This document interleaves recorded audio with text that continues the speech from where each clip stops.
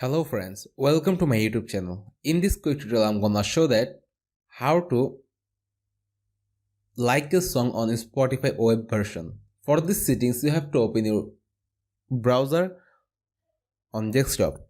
Then search Spotify. After searching Spotify, you can see here your Spotify. Then click Spotify web player. Then search a song name, which song you want to like.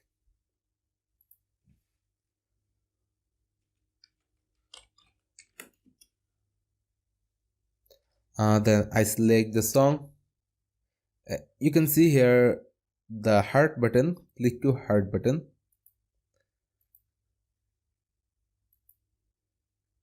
And see guys, the song has been liked.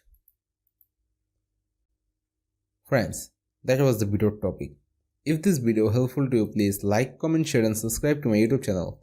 And press the bell icon for getting new videos notification.